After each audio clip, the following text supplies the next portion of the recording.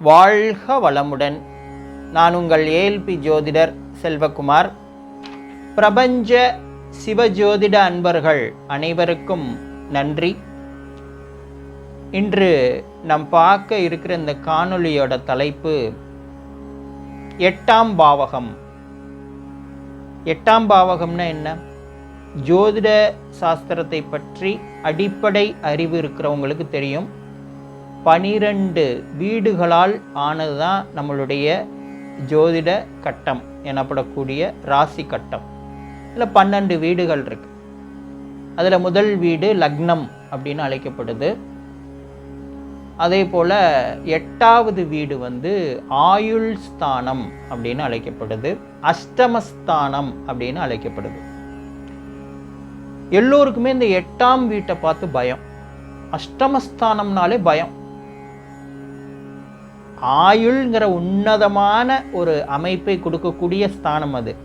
ஆனால் அதை பார்க்கும்போதே வெறுப்போட ஒரு பயத்தோட பார்க்குறாங்க மக்கள். அப்படி அல்ல. 8ஆம் பாவகம் அப்படிங்கிறதுல உயரிய விஷயங்கள் இருக்கு. வாழ்க்கையினோட அடிப்படை தத்துவமே 8ஆம் பாவகம்தான். அதை நம்ம புரிஞ்சுக்கணும். அதற்காக தான் இந்த பதிவு. இந்த 8ஆம் பாவகம் அப்படின்னு சொல்லக்கூடிய ஆயுள் பாவகம், ஆயுள் ஸ்தானம். அந்த 8ஆம் பாவகத்தை நம்ம ஏஎல்பியில் எப்படி குறிப்பிடுறோம் அப்படின்னு சொல்லி பார்த்தீங்கன்னா, தீராத நீண்டகால பிரச்சனைகள், தீராத நீண்டகால கடன்கள், தீராத நீண்டகால நோய்கள், அவமானம், தண்டனை, விபத்து, அறுவை சிகிச்சை, இப்படிலாம் குறிப்பிடுறோம். என்ன சார் 8ஆம் பாவகம் சிறந்த பாவகம்னு சொல்லிட்டு சொல்கிறது பூரா நெகட்டிவாக இருக்கே அப்படின்னு நீங்கள் கேட்பீங்க. ஆமாம், இதையெல்லாம் அந்த பாவகம் கொடுக்குது தான், இல்லைன்னு சொல்லலை. ஆனால் அதே பாவகத்தில் தான் திடீர் அதிர்ஷ்டங்களும் இருக்குது. அதே பாவகத்தில் தான் ஆயுள் அப்படிங்கிற தன்மையும் இருக்குது. அதே பாவகத்தில் தான் ஜோதிட சாஸ்திரம் இருக்கு. அதே பாவகத்தில் தான் மருத்துவ சாஸ்திரம் இருக்கு. சரிங்களா? அது மட்டுமல்ல, இந்த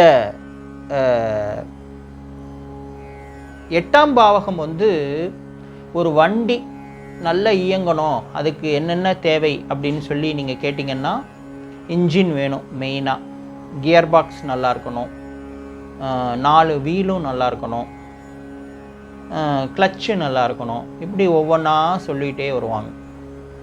ஆனால் அந்த பிரேக்குங்கிற விஷயத்தை மறந்துடுவாங்க. இன்ஜின் முக்கியம்தான். இன்ஜின் இல்லைன்னா வண்டியே இல்லை. கியர் பாக்ஸ் வேணும், கிளச்சு வேணும், 4 வீலும் நல்லா இருக்கணும். அது எல்லாமே முக்கியம்தான். ஆனால் இதையெல்லாம் விட முக்கியமானது பிரேக். பிரேக் சரியில்லைன்னா மற்ற இதெல்லாமே கரெக்டாக இயங்கினாலும் அது பாதுகாப்பான பயணமாக இருக்காது. நீங்கள் நினச்ச இடத்த போய் நினச்ச நேரத்தில் நினச்சபடி அடைய முடியாது. ஏன்னா ஒவ்வொரு நிமிஷமும் பயந்து பயந்து வண்டியை இயக்கணும். அதுலேயும் எப்போ வேணாலும் விபத்து ஏற்படலாம். அப்படிங்கிற ஒரு நிச்சயமற்ற ஒரு சூழ்நிலை ஏற்படும். அதுபோல் இந்த வாழ்க்கைங்கிற இந்த வண்டிக்கான பிரேக் தான் 8ஆம் பாவகம். இந்த 8ஆம் பாவகம் ஒழுங்காக செயல்படலை அப்படின்னா உங்கள் வாழ்க்கையும் போய் எங்கேயாவது ஆக்சிடெண்ட் ஆகி நிற்கும். எங்கேயாவது போய் முட்டி மோதி நிற்பீங்க. உயிரே போகிறதுக்கு வாய்ப்பு இருக்குது. 8ஆம் பாவகம் ஒழுங்காக இல்லைன்னா அற்ப ஆயிலாக போயிடும். அற்ப ஆயிலாக போயிடும். அப்போது எங்கேயாவது போய் விபத்தாகி உயிரிழப்பு ஏற்பட வேண்டியது தான், அல்லது வண்டி வாகனமே சேதமாகி நிற்க வேண்டியது தான். அப்போ 8ஆம் பாவகம்ங்கிறது எவ்வளோ முக்கியமான பாவகம் அப்படிங்கிறது நம்ம உணர்ந்துக்கணும். இந்த 8ஆம் பாவகத்தோட சூட்சுமம் என்ன அப்படின்னு சொல்லி பார்த்தீங்கன்னா, இப்போ கர்மஸ்தானம்னு 10ஆம் பாவகத்தை குறிப்பிடுறோம். நம்மளுடைய கர்மா அங்கே தான் இருக்குது. அதனால தான் தொழில் வேலை அப்படிங்கிறதையும் அங்கே குறிப்பிடுறோம். ஏன்னா நம்ம கர்மாவுக்கு தக்கன தான் தொழில் அமையும், நம்ம கர்மாவுக்கு தக்கன தான் வேலை அமையும் அப்படிங்கிறத பார்க்குறோம். அந்த கர்மஸ்தானத்தில் நம்மளுடைய முற்பிறவி கர்மாக்கள் அனைத்தும் பொதிந்திருக்கு. அந்த கர்மாக்கள் விளைவுகளை ஏற்படுத்துகிற இடமா 8ஆம் இடம் இருக்கு. 8ஆம் இடத்துல தான் அந்த 10ஆம் இடத்துல உறைந்துள்ள கர்மாக்களுக்குடைய அந்த எஃபெக்ட் அப்படின்னு சொல்லக்கூடிய விளைவுகளை நம்ம பார்க்க முடியும். இப்போ இந்த 8ஆம் பாவகம்ங்கிறது உங்கள் கர்மஸ்தானப்படி, உங்கள் கர்மாவின் படி, உங்களுக்குள்ள பூர்வ புண்ணியம் பாவ பதிவுகளுக்கு ஏற்ப உங்களுக்கு பிரச்சனைகளையும் கடன்களையும் நோய்களையும் விபத்துக்களையும் ஏற்படுத்தி கொடுப்பது 8ஆம் பாவகம். இந்த 8ஆம் பாவகம் நல்ல முறையில் செயல்படணும். 8ஆம் பாவகத்தால் எனக்கு பிரச்சனைகள் அதிகமாக வரக்கூடாது. 8ஆம் பாவகத்தை நான் யோக பாவகமாக மாற்றிக்கொள்ள வேண்டும் அப்படின்னா அதுக்கு என்ன வழி, எந்த கோயிலுக்கு போகணும், என்ன வழிபாடு செய்யணும், என்ன பரிகாரம் செய்யணும்லாம் நீங்கள் கேட்கக்கூடாது. எந்த கோயிலுக்கு போனாலும், எந்த வழிபாடு பண்ணாலும், என்ன பரிகாரம் பண்ணாலும் அது யோக பாவகமாக மாறாது. மாறாக 2 விஷயங்களை மட்டும் நீங்கள் கடைபிடிச்சிங்கன்னா கண்டிப்பாக அது யோக பாவகமாக மாறும். என்னது? ஒன்று, என் வாழ்க்கையில் நான் பிற உயிர்களின் மனதிற்கோ உடலுக்கோ துன்பம் தரமாட்டேன். பிற உயிர்கள் நல்லா குறிப்பிட்டு கேட்டுக்கணும், மனிதர்கள்னு நான் சொல்லலை. என் வாழ்க்கையில் பிற உயிர்களின் உடலுக்கோ மனதிற்கோ நான் துன்பம் தரமாட்டேன். இது முதல் வேலை. 2வது வேலை, அப்படி வாழ்க்கையில் துன்பப்படுற உயிர்களுக்கு என்னால் முடிந்த உதவிகளை செய்வேன். உங்களால் துன்பப்படணும்னு அவசியம் இல்லை, மற்றவர்களால் துன்பப்படுற உயிர்களுக்கு கூட உங்களால் முடிஞ்ச உதவி தான். அந்த துன்பத்தை நீக்கிற உதவி பூரா நீங்கள் செய்யணும்னு சொல்லலை, உங்களால் முடிந்த உதவியை செய்யணும். இந்த 2 காரியம் மட்டும் நீங்கள் செஞ்சீங்கன்னா வாழ்க்கையில் 8ஆம் பாவகத்தை பார்த்து நீங்கள் பயப்பட வேண்டிய அவசியமே இல்லை. உங்கள் கர்ம வினை எவ்வளோ மோசமானதாக வேணாலும் இருக்கட்டும், உங்கள் முன்னோர்கள் செய்த விஷயங்களாக இருக்கட்டும், நீங்கள் முற்பிறவியில் செய்த விஷயங்கள் எல்லாமே தவறாகவே இருக்கட்டும், அது ஏகப்பட்ட கர்மா உங்களுக்கு இருக்கட்டும். அப்படி இருந்தால் கூட இந்த ஜென்மத்தில், இந்த பிறவியில் உங்கள் விவரம் தெரிந்த பிறகு நீங்கள் இந்த 2 விஷயங்களை வாழ்க்கையில் பின்பற்றினீங்கன்னா கண்டிப்பாக உங்களுக்கு 8ஆம் பாவகம் காப்பாற்றி கொடுக்கும். விபத்து வரும், அறுவை சிகிச்சை வரும், நோய் வரும், கடன் வரும், துன்பம் வரும், எல்லா அவமானம் வரும், அபராதம் வரும், தண்டனை வரும், எல்லாம் வரும். ஆனால் அது உங்களை பாதிக்காமல் தலைக்கு வந்தது தலைப்பாகையோடு போச்சுங்கிற மாதிரி காப்பாற்றி விட்டுரும். இதே 8ஆம் பாவகம் அந்த வேலையை செய்யும். உங்கள் ஆயுளை நீட்டிச்சு கொடுக்கும். ஏன்னா பிற உயிர்களுக்கு நீங்கள் நன்மை செய்கிறீங்க, உங்களால் பல உயிர்கள் பயன்பெறுதுன்னா அப்போ இந்த உயிர் இன்னும் கொஞ்சம் நாளைக்கு பூமியில் இருக்கட்டும்னு நினச்சி உங்களோட ஆயுளை நீட்டிச்சு கொடுத்துரும் இந்த ஆயுள் பாவகம். அப்பேற்பட்ட ஒரு அற்புதமான ஆற்றல் 8ஆம் பாவகத்துக்கு மட்டும்தான் இருக்கு, மற்ற பாவகத்துக்குலாம் கிடையாது. மற்ற பாவகத்துக்கு உங்கள் கர்மாவை மாற்றக்கூடிய வல்லமை கிடையவே கிடையாது. மற்ற பாவகத்துக்கு உங்களுடைய ஆயுளை நீட்டிக்கிற வல்லமை கிடையாது. மற்ற பாவகத்துக்கு உங்களுடைய துன்பங்களை நீக்கக்கூடிய வல்லமை கிடையாது. 8ஆம் பாவகத்துக்கு மட்டும்தான் இருக்கு. அதனால நீங்க 8ஆம் பாவகம் ஒரு ஜோதிட சுரங்கம் அப்படின்னே சொல்லலாம். அள்ள வந்துகிட்டே இருக்கும். நீங்க நல்லது செஞ்சுட்டு போய் அழுனீங்கன்னா பொன்னும் மணியும் வைரமும் வரும். கெட்டது பண்ணிட்டு போய் அழுனீங்கன்னா வெறும் கல்லும் நிலக்கரியும் தான் வரும். சரிங்களா? அப்போ 8ஆம் பாவகம் அதி அற்புதமான பாவகம் அப்படிங்கிறத பார்க்குறோம். குறிப்பாக 8ஆம் பாவக அதிபதி ஏஎல்பிக்கு சரியில்லாத ஸ்தானங்களில் அமரக்கூடிய காலகட்டங்கள், அல்லது 8ஆம் பாவகத்துக்கு 6, 8, 10, 12 அதிபதிகள் 8ல் உட்காரக்கூடிய காலகட்டங்களில் ரொம்ப எச்சரிக்கையாக இருக்கணும். அந்த காலகட்டங்களில் நீங்கள் விடாமல் இறை வழிபாடு செய்கிறது, தான தர்மங்கள் செய்கிறது செய்யணும். குறிப்பாக அடுத்தவர்களின் கஷ்டத்தை நீக்கக்கூடிய வேலையை நீங்கள் செஞ்சீங்கனாலே கண்டிப்பாக உங்களுக்கு கஷ்டம் வராது. அதுதான் மெயின்.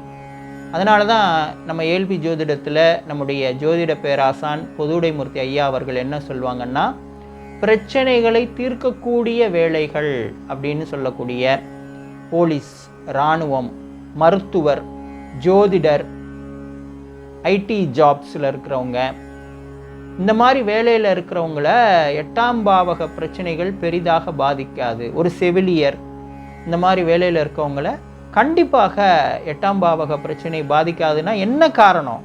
இவங்க எல்லாமே சேவை பண்ணுறாங்க, சர்வீஸ் பண்ணுறாங்க. அப்போது அவங்கள அது பாதிக்காது அப்படின்னு ஐயா சொல்கிறாங்க. இந்த 8ஆம் பாவகத்தை பொறுத்த வரைக்கும் திடீர் அதிர்ஷ்டங்களும் அங்கே தான் இருக்குது. சரி, திடீர் அதிர்ஷ்டங்கள்னா என்ன? எல்லாரும் சொல்லுவாங்க லாட்ரி சீட் அடிக்கிறது, புதையல் எடுக்கிறது, அதெல்லாம் விட்டுருங்க. லாட்ரி சீட்னால் வரக்கூடிய பணம் நம்முடைய பணம் அல்ல. பணத்தோடு சேர்ந்து கர்மாவும் நமக்கு வரும். பல மக்களோட பங்கு தொகை அது. அந்த கர்மா பூரா நமக்கு வரும். புதையலும் அப்படி தான். அது யாருடையதோ, நம்முடையது அல்ல. ஓகேங்களா? அது கர்மாவோடு சேர்ந்து தான் வரும். அதெல்லாம் வேண்டாம். திடீர் அதிர்ஷ்டங்கள்னு நான் குறிப்பிடுறது என்னென்னா, இந்த 8ஆம் பாவகம் நீங்கள் மற்றவர்களுக்கு உதவி செய்ய செய்ய செய்ய, மற்றவர்களுக்கு துன்பம் தராமல் வாழ வாழ வாழ உங்களுக்கு வரவேண்டிய தொகையை திடீர்னு கொடுத்துரும். ஒருத்தருக்கு பணம் கொடுத்துருப்பீங்க, அவர் ஏமாற்றிட்டு போயிருப்பார், அந்த பணம் உங்களுக்கு வராமல் போயிருக்கும். நீங்களே அதை மறந்துருப்பீங்க, இன்னுமே அது வராதுன்னு முடிவு கட்டியிருப்பீங்க, அந்த பணம் வராது அப்படின்னு விட்டுருப்பீங்க. அல்லது எங்கேயாவது ஒரு நிதி நிறுவனத்தில் போட்டு அவன் ஏமாற்றிட்டு ஓடி இருப்பான். இல்லைன்னா உங்களுக்கு பரம்பரையாக உங்களுடைய மூதாதையர்கிட்டருந்து வர வேண்டிய ஒரு சொத்து வழக்கில் மாட்டிக்கிட்டு கிடக்கும், பல வருஷமாக இழுத்துக்கிட்டு கிடக்கும். இந்த மாதிரி விஷயங்கள்லாம் இந்த 8ஆம் பாவகம் நீங்கள் நேர்மையாக செயல்பட்டீங்கன்னா அதை பூராத்தையும் டக்குன்னு ஒரு நாளில் கொடுத்துரும். அந்த கேஸ் ஒரே நாளில் முடிவாகி போய் உங்களுக்கு அந்த உங்கள் பக்கம் தீர்ப்பு சாதகமாக வந்துடும். அந்த சொத்து உங்களுக்கு கிடச்சிரும். அந்த மாட்டிக்கிட்டு இருந்த தொகை ஈஸியாக ரிலீஸ் ஆகி உங்கள் கைக்கு வந்துடும். இந்த மாதிரி விஷயங்கள்லாம் தான் திடீர் அதிர்ஷ்டங்கள்னு குறிப்பிடுறோம். அதுக்கும் 8ஆம் பாவகம்தான் காரணம். இப்போ நீங்கள் நேர்மையாக இருந்தீங்கன்னா 8ஆம் பாவகம்தான் அல்ல அல்ல குறையாத அட்சய பாத்திரமுங்கிறதையும் நீங்கள் புரிஞ்சுக்கணும் அப்படிங்கிறத நம்ம சொல்கிறோம். இப்போது இந்த 8ஆம் பாவகத்தில் இன்னொரு முக்கியமான விஷயம் இருக்குது. இங்கே தான் நம்ம என்ன சொல்கிறோன்னா, யோகாவில் 7 சக்கரங்கள் தான் நம்ம உடலையும் மனதையும் இயக்குகின்றன அப்படின்னு சொல்லுவாங்க. 7 சக்கரங்கள், அதாவது மூலாதாரம், சுவாதிஷ்டானம், மணிப்பூரகம், அநாகதம், விஷுக்தி, ஆக்கினை, துரியம். இந்த 7 சக்கரங்கள் தான் நம் உடலையும் மனதையும் இயக்குகின்றன அப்படின்னு யோக சாஸ்திரத்தில் குறிப்பிடப்படுது. அந்த யோக சாஸ்திரம் குறிப்பிடுற சக்கரங்கள் இருக்கிற இடத்துல தான் 7 முக்கியமான நாளமில்லா சுரப்பிகள் இருக்குன்னு சயின்ஸ் சொல்லுது. பல லட்சம் வருஷத்துக்கு அப்புறம் சயின்ஸ் கண்டுபிடிச்சி சொல்லுது. இதை பல லட்சம் வருஷத்துக்கு முன்னாடியே யோக சாஸ்திரம் சொல்லிடுச்சு. ஏன்னா அவங்க சக்கராஸ்ன்னு சொல்கிறாங்க, இவங்க கிளாண்ட்ஸ், சுரப்பிகள் அப்படின்னு சொல்கிறாங்க. இப்போ மூலாதார சக்கரம்னு சொல்லக்கூடிய முதல் சக்கரம் நம்ம கருவாய்க்கும் எருவாய்க்கும் நடுப்பட்ட பகுதியில் இருக்குது. அது உங்களுக்கு அந்த இடம் புரியுதான்னு எனக்கு தெரியல. அதாவது மலப்புழை அப்படின்னு சொல்லக்கூடிய நம்ம மலத்வாரம், ஆசனவாய் பகுதி இருக்கு இல்லையா, அதிலிருந்து ஒரு 2 இன்ச்சு மேலே அந்த உடலோட நடுப்பகுதியில் தான் மூலாதார சக்கரம்ங்கிற இடம் இருக்குது. இந்த மூலாதார சக்கரம் இருக்கிற இடத்துல தான் செக்ஷுவல் வைட்டல் கிளாண்ட் அப்படிங்கிற ஒரு சுரப்பி இருக்குது. பால் உணர்வு சுரப்பிங்கிறது இருக்குது. இது முதல் சக்கரம். 2வது சக்கரம் நம்ம பிறப்பு உறுப்புலேருந்து ஒரு 2 இன்ச்சு மேலே, தொப்புள்லேருந்து 2 இன்ச்சு கீழே அந்த இடைப்பட்ட இடத்துல இருக்குது. அதுக்கு பேர் சுவாதிஷ்டானம்னு பேர். அந்த இடத்துல இருக்கக்கூடிய கிளாண்டு அட்ரீனல் அப்படிங்கிற கிளாண்ட் இருக்குது. அடுத்து தொப்புள் பகுதியில் இருக்கக்கூடிய சக்கரம் மணிப்பூரகம் அப்படிங்கிற சக்கரம். அந்த இடத்துல இருக்கக்கூடிய கிளாண்டு தான் பேங்க்ரியஸ், கணையம் அப்படிங்கிற கிளாண்ட் இருக்குது. அடுத்து நெஞ்சு குழியில் இருக்கக்கூடிய சக்கரம் வந்து உங்களுக்கு அநாகத சக்கரம். அந்த இடத்துல இருக்கக்கூடிய கிளாண்டு வந்து பார்த்திங்கன்னா உங்களுக்கு தைமஸ் அப்படிங்கிற கிளாண்ட் இருக்குது. அதே மாதிரி தொண்டை முடிச்சில் இருக்கக்கூடிய சக்கரம் வந்து விஷுக்தி சக்கரம். அங்கே இருக்கக்கூடிய கிளாண்டு வந்து பேராதைராய்டு, தைராய்டு கிளாண்ட்ஸ் இருக்குது. அதாவது நெற்றி புருவ மத்தியில் இருக்கக்கூடிய சக்கரம் வந்து ஆக்கினை சக்கரம். அந்த இடத்துல இருக்கக்கூடிய கிளாண்டு பிட்யூட்ரி அப்படிங்கிற கிளாண்ட் இருக்குது. தலை உச்சியில் இருக்கக்கூடிய சக்கரம், தலை மத்தியில் இருக்கக்கூடிய சக்கரம் சகசிராகாரம் எனப்படக்கூடிய துரிய சக்கரம். அந்த இடத்துல இருக்கக்கூடிய கிளாண்டு பீனியல் அப்படிங்கிற கிளாண்டு. இப்படி 7 சக்கராஸ் இருக்கிற இடத்துல 7 கிளாண்ட்ஸ் இருக்குது. அதை சயின்ஸ் வந்து கிளாண்ட்ஸ்ன்னு சொல்லுது, சுரப்பிகள்னு சொல்லுது. யோக சாஸ்திரம் சக்கராஸ்ன்னு சொல்லுது. இவை தான் உங்களுக்கு கேரக்டரை கொடுக்குது, உடல் இயக்கத்தை கட்டுப்படுத்துது, உடல் ஆரோக்கியத்தை கொடுக்குது. மனம் வந்து எப்படி செயல்படணுங்கிறதையும் இந்த சக்கராஸ், இந்த கிளாண்ட்ஸ் தான் டிசைட் பண்ணுது அப்படின்னு சயின்ஸும் சொல்லுது, யோக சாஸ்திரமும் சொல்லுது. இப்போ இதை எதுக்காக நான் சொல்ல வந்தேன்னா, இந்த 8ஆம் பாவகத்தில் தான் முதல் சக்கரமான மூலாதார சக்கரமும் 2வது சக்கரமான சுவாதிஷ்டான சக்கரமும் இருக்கு. இந்த 2 சக்கரமும் இருக்கக்கூடிய ஒரே பாவகம் வந்து 8ஆம் பாவகம். மற்ற பாவகத்திலாம் ஒரு சக்கராஸ் தான் இருக்கும். ஆனால் 8ஆம் பாவத்தில் மட்டும்தான் மூலாதார சக்கரம், சுவாதிஷ்டான சக்கரம் 2 சக்கராஸும் இருக்கு. கிளாண்ட்ஸில் பார்த்தீங்கன்னா செக்ஷுவல் வைட்டல் கிளாண்டும் அட்ரீனல் கிளாண்டும் இருக்கு. அப்போ அறிவியல் ரீதியாக மருத்துவ ரீதியாகவும் முக்கியமான பாவகம் 8ஆம் பாவகம். இப்போ வம்ச விருத்தி அப்படின்னா 5ஆம் பாவகத்தை சொல்கிறோம். குழந்தை பாக்கியத்துக்கு 8ஆம் பாவகம் நல்லா இருந்தால் தான் வம்சமே விருத்தி ஆகும். 5ஆம் பாவகம் அப்போ தான் செயல்பட முடியும். உங்களுக்கு பரம்பரையே அப்போ தான் உருவாகும். எப்போ? 8ஆம் பாவகம் தான். செக்ஸுவல் வைட்டல் கிளாண்ட், பால் உணர்வு சுரப்பி ஒழுங்காக வேலை செய்யணும். ஆண்களுக்கு வந்து ஆன்ஸ்ட்ரோஜன், பெண்களுக்கு ஈஸ்ட்ரோஜன் ஒழுங்காக சுரந்து செயல்பட்டால் தான் அங்கே வந்து கருமுட்டை ஒழுங்காக உற்பத்தி ஆகும், முழுமையாக வளர்ச்சி அடையும். பெண்களுக்கு விந்து உற்பத்தி ஒழுங்காக இருக்கும், அது ஒழுங்காக இயங்கும். அப்போ தான் குழந்தை உற்பத்தியே அங்கே வரும். அப்போது 5க்கு மூலமே 8 தான். உங்கள் பரம்பரை தலைக்கணும், குழந்தை பாக்கியம் கிடைக்கணும்னா 8ஆம் பாவகம் நல்லா இருக்கணும். 8ஆம் பாவகம் நல்லா இல்லைன்னா 5ஆம் பாவகம் கிடைக்காது, 5ஆம் பாவகம் செயல்படாது. அப்படிங்கிறத புரிஞ்சுக்கணும் நீங்கள். அவ்வளோ முக்கியமான பாவகம். பால் உறுப்புகள் அப்படின்னு சொல்லக்கூடிய ஆண் உறுப்பாக இருந்தாலும் சரி, பெண் உறுப்பாக இருந்தாலும் சரி 8ஆம் பாவகம்தான். புரியுதுங்களா? அப்போது ரொம்ப முக்கியமான பாவகம். அப்போ குழந்தை பாக்கியத்துக்கு பார்க்கும் பொழுது 8ஆம் பாவகத்தையும் சேர்த்து பார்க்கணும். அது ஆணுக்காக இருந்தாலும் சரி, பெண்ணுக்காக இருந்தாலும். பெண்ணுக்கு ரொம்ப முக்கியமாக பார்க்கணும். ஏன்னா கர்ப்பப்பை அப்படிங்கிற ஒரு உறுப்பை குறிக்கக்கூடிய பாவகமே 8ஆம் பாவகம்தான். ஆணுக்கு ஆண் உறுப்பை குறிக்கக்கூடிய பாவகம் 8ஆம் பாவகம். விந்தகம் எனப்படக்கூடிய விந்து உற்பத்தியை குறிக்கக்கூடிய பாவகம் 8ஆம் பாவகம். அப்போ குழந்தை பாக்கியத்துக்கும் இந்த பாவகத்தை முக்கியமாக பார்க்க வேண்டும். அடுத்து வந்து இந்த மூலாதார சக்கரம் அப்படிங்கிற சக்கரம் வந்து மண்ணாசை, பெண்ணாசை, பொன்னாசை. அதாவது நிறைய பொருட்கள் மேலே ஆசை, பெண் எனப்படக்கூடிய விஷயத்தின் மேல் ஆசை. ஆணுக்கு வந்து பெண்ணின் மேல் ஆசை, பெண்ணுக்கு ஆணின் மேல் ஆசை. அதே போல் லேண்டு, மண்ணின் மேல் ஆசை. இதெல்லாம் ஏற்படுத்தக்கூடிய சக்கரம். இதை மண் மையம்னே சொல்லுவாங்க. அடுத்து இருக்கக்கூடிய சுவாதிஷ்டானம் வந்து நீர் மையம்னு சொல்லுவோம். இது வந்து எப்படின்னா உங்களுடைய தேவையற்ற விருப்பங்களையும் ஆசைகளையும் முறையற்ற ஆசைகளையும் தூண்டக்கூடிய சக்கரம். அதனால தான் இந்த 2 சக்கரத்தையும் கீழ்நிலை சக்கரங்கள்னு சொல்லுவாங்க. இந்த 2 சக்கரமும் இருக்கக்கூடிய 8ஆம் பாவகம் உங்களுக்கு மேலும் மேலும் தவறுகளை செய்ய வச்சு பாவப்பதிவுகளை ஏற்படுத்தி உங்களை வந்து கஷ்டப்படுத்தும், உங்களை வந்து மீண்டும் மீண்டும் பிறக்கக்கூடிய வாய்ப்பினை ஏற்படுத்தும். அப்போ இதுக்கு தீர்வு என்ன? நான் முதல்ல சொன்ன பிற உயிர்கள் உடல் மனம் துன்பம் ஏற்படாத வகையில் நான் வாழணும். துன்பப்படுற உயிர்களுக்கு என்னால் முடிஞ்ச உதவிகளை செய்யணும். இந்த 2 காரியங்களை நீங்கள் கரெக்டாக செஞ்சாலே இந்த 2 சக்கராஸோடைய தன்மை உங்கள்கிட்ட ஏற்படாமல் 8ஆம் பாவகம் தடுத்து விடும், உங்களை காப்பாற்றிடும் 8ஆம் பாவகம். அப்படிங்கிறத பார்க்குறோம்.